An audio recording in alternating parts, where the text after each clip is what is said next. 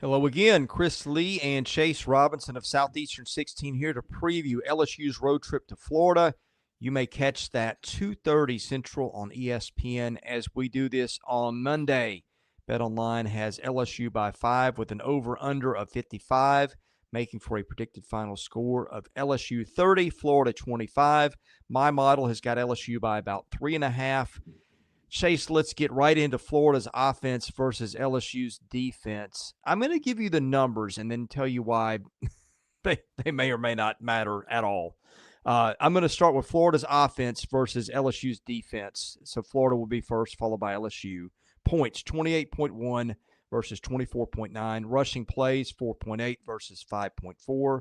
Passing plays, 7.9 to 6.2. Turnover percentage, 2.7 to 2.1. Sack percentage, 5.1 to 9.8. Now, there are reasons in my mind that I don't know what to do with the stats because Florida, if DJ Lagway plays, it looks a lot better, right?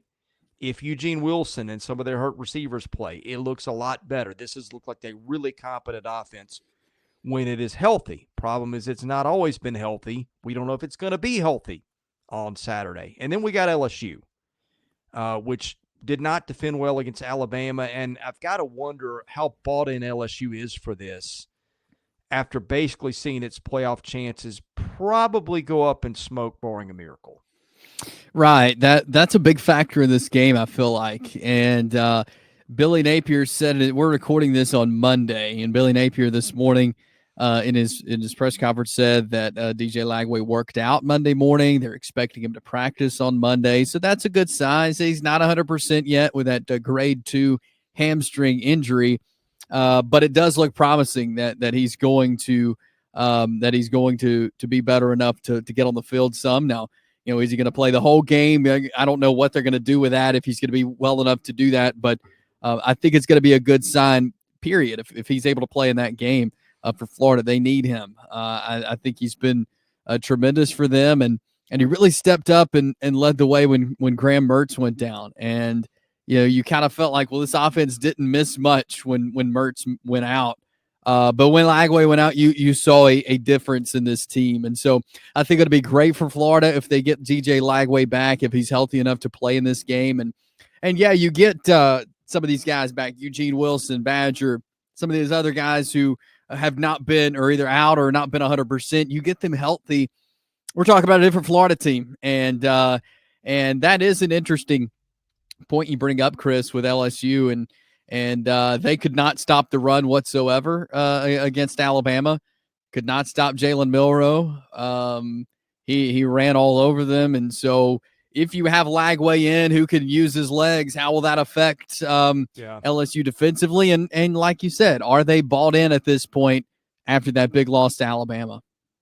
Yeah, it is a big play offense for Florida when DJ Lagway is in there. Eugene Wilson, part of that. But at the same time, LSU does do some things. Got a pretty good pass rush, sack rate approaching 10% of the time. That's excellent. I mean, Whit Weeks and those guys have been good at times. Again, I do worry about mindset. I said it for LSU. Florida's 4-5 too. Let's not ignore that. But I really hope we get to see both of these teams going at full strength because I think Lagway versus a bought-in LSU defense is a matchup that I would look forward to seeing. We're 100%. Yeah, I was going to say, we're going to flip sides of the matchup. BetOnline is the world's most trusted betting platform and your number one source for online betting. From the earliest odds to in-game live betting, BetOnline provides you with all the action and the ability to watch the games as they happen with the largest selection of odds on everything from football, NBA, and college basketball, NHL to UFC and MMA. Head to BetOnline today to get in on all the action with America's most trusted site for online wagering. BetOnline, the game starts here. The numbers, starting with Florida's defense and then LSU's offense, points, 27.6 to 30.6. Rushing plays, 4.8 to 4.6. Passing plays, 6.8 to 7.4. Turnover percentage, 2.0 to 2.1. Sack percentage, 6.8 to 1.6. The stuff that stands out here, I guess Florida not a huge team in terms of forcing turnovers, but average. To do it, you've got to get sacks. They're not a huge sack team. LSU gives one up about every second game or so, more or less, literally. So there's that to watch. And LSU's rushing attack has been hit and miss. When Caden Durham's going, they're pretty good. Florida's rushing defense, not great, but I feel like it's gotten better as the year's gone along. What are you looking for here? Yeah, this is an interesting side of the matchup because I feel like at times Florida defensively has made some key stops and made some good teams have to work for what they get. Tennessee, I thought, was a good example of that. First half against Georgia, they made them really work for what they got. We haven't seen that at other times of the year, so it's kind of like what are we going to see defensively for Florida? LSU we know Garrett Nussmeier is a really good quarterback. Like, we've seen that this season. The biggest thing for LSU is I feel like when they get behind, whether that's to start the game, and I feel like that was an issue against Alabama. Alabama went out and scored, and so LSU's playing from behind. They have not played well from behind all season long. When LSU's gone down, it's like they get off their game plan. Nussmeier gets a little off, and he's not like he is when LSU has the lead. And so that's one thing I've noticed about this LSU team is they can get rattled when they go down, and they can't come back from it.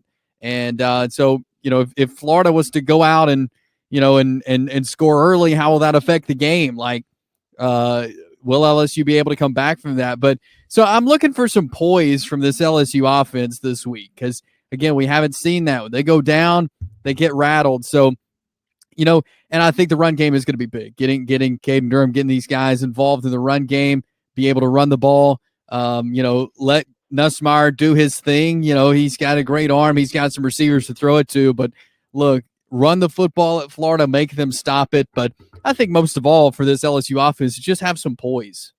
Yeah. Yeah, and be interested, speaking of that, to see what environment there is in the Swamp, how much buy-in there is. I know Billy Napier has been announced that they intend to bring him back.